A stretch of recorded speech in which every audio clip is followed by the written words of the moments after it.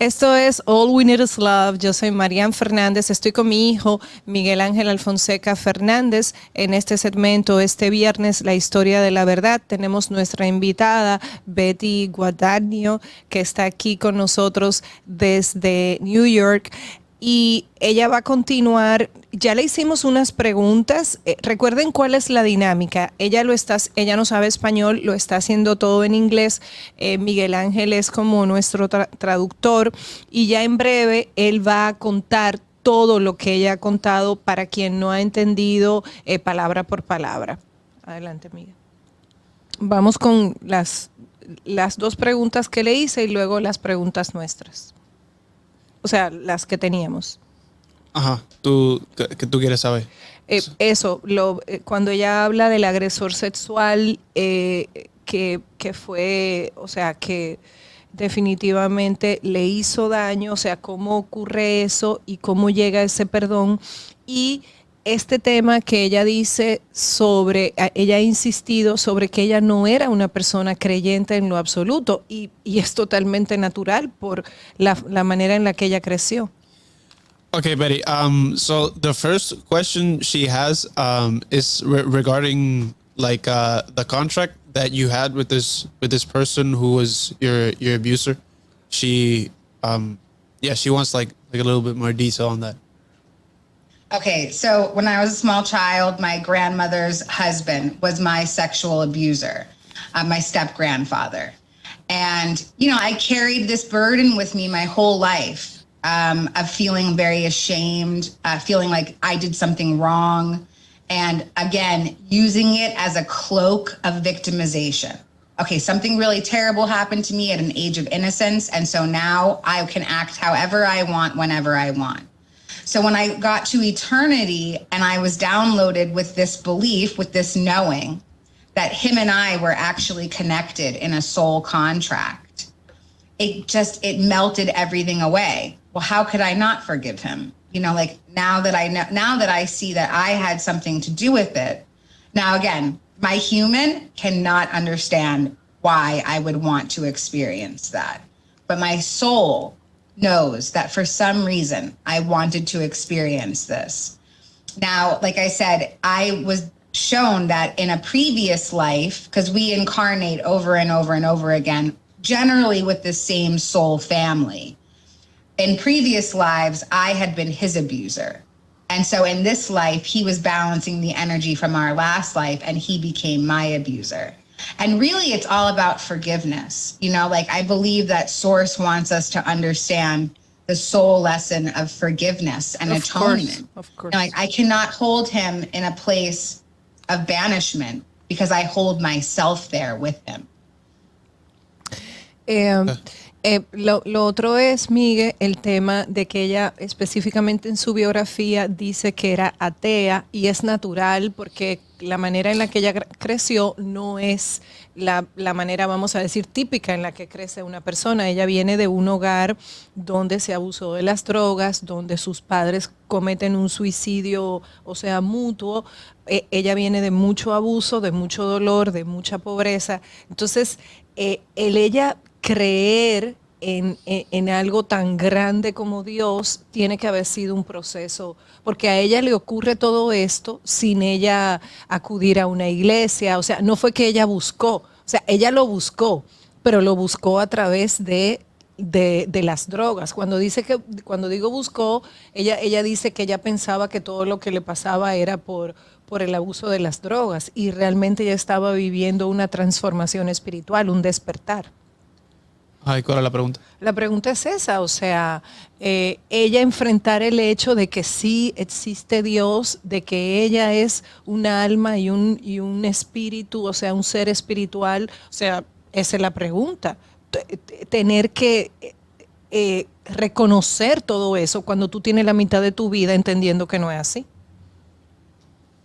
Okay, so I think what she's asking is how do you confront like the fact that for essentially the first half of your life you were this, like you say, this militant atheist, and then you go through this spiritual experience that makes it known to you beyond any shadow of a doubt that you are a spirit being, that you're a spiritual being, literally. Like how do you confront that? It's humiliating. It's humiliating to know that I believed so strongly one thing, and now I believe the complete opposite. So I like to say that the universe threw a spiritual brick at my face to humble me, because I was so close-minded. My belief is the only belief. There is nothing more. Drugs are the answer. This is the way to live. And then once I had this very transformative experience, I had to change every single one of my beliefs. But I will tell you this, that my life is so much more full of joy having these other beliefs. I don't need to be right. I choose to be happy. And because you can only be one. You can either be right or you can be happy. You can't be both. And so I try to choose happiness in every situation. And I remain open-minded that my belief might continue to change. You know, the conception that I had of God when I first had the experience is not the same conception that I have of God today. It has grown and evolved with me as I grow and expand as well. And so I think the first part of my life, I was like a caterpillar, right? I was like this little earth bug. And then I transformed into this butterfly. And so my beliefs as a bug are not the same beliefs as this winged creature. And so, but I can continue to change and transform, and I'm open-minded that it can grow with me now. Ok, antes de entrar en las preguntas que tenemos ahí establecidas, una última pregunta. Ella siente que ella es una persona nueva.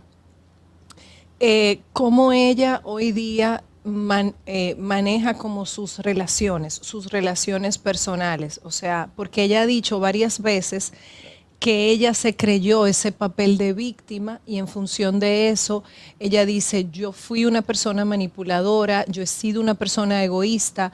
¿Cómo ella hoy día se relaciona con las personas que ama? Okay. Porque ella tuvo un reborn, un renacimiento. So she's asking, how do you handle your personal relationships? Like, how has the way that you relate to other people changed? Ooh, I love that question. My personal relationships have changed because I know that I'm in contract with people. So for instance, my partner, my boyfriend, I know that we have a soul contract with each other. We're very, very different people. He's an atheist. He does not believe in God. He doesn't believe in anything bigger. But I know that him and I have a contract with each other for specific things.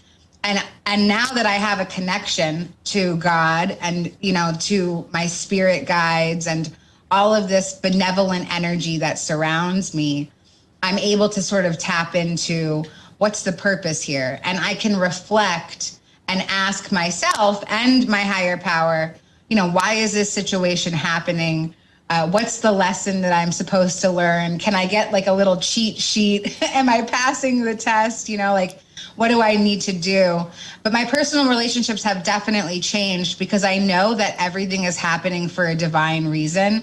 Again, that does not mean that everything is happiness and rainbows. Like, some of my relationships are very challenging and difficult, but I know deep within me that they are happening for the evolvement of my soul. And for that, I continue down the path no matter how challenging it gets. Bueno, yo creo que tú tienes que hacerle, tú puedes memorizar todo lo que está pasando aquí, tú lo vas a poder traducir. A lo mejor que yo pueda. She's asking me if I'm going to be able to memorize like everything. You know, I'm not perfect. I'm going to do the best I can to translate. Vamos a hacerle las preguntas que tenemos ahí para poder traducir, porque faltan 20 minutos. Sí. Okay, so we'll just run through these questions that we have for you.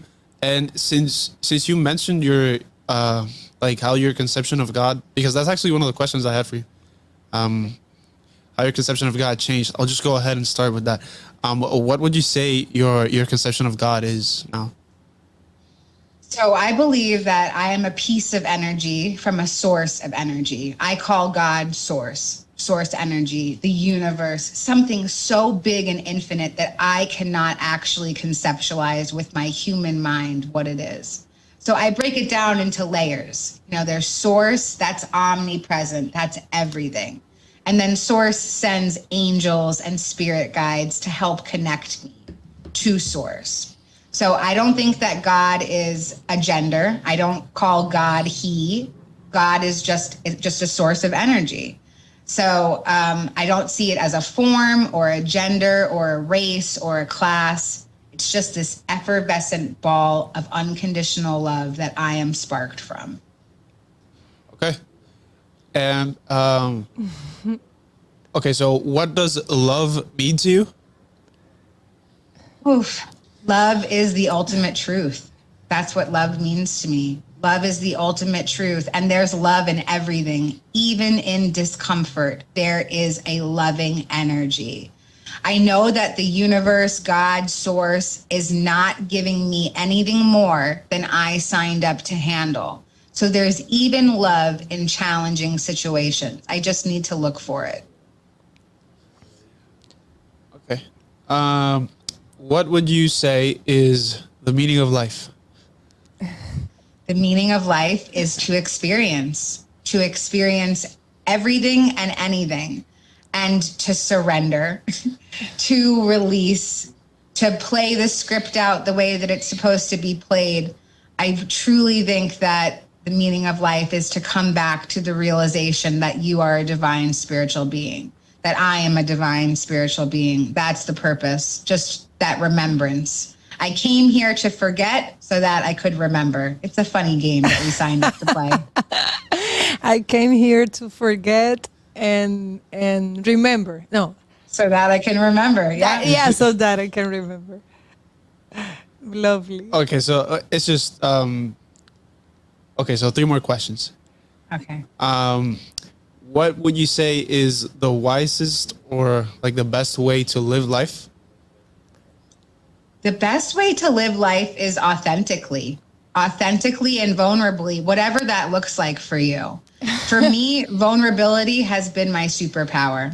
I let it all out. I let it all hang out there because I don't need to keep it inside me.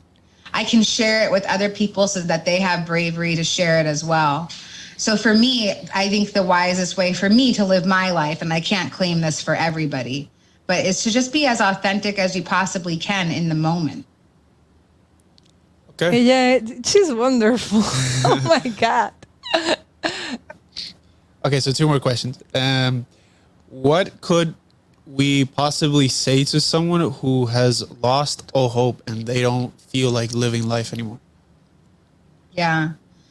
I resonate with that. I have been in that place where I've lost all hope. Sometimes I do, just like for no reason, like, oh my God, I broke a nail. I have no hope. But like in a larger scale, like when things really get so dark and so dense that you feel like there's no way out, reach out to someone. For me, it feels like that's the last thing that I want to do. But the only way to get help is to ask for it. And it's going to come from somebody else. It's going to come from within. Like God is with you. But God also comes through other people.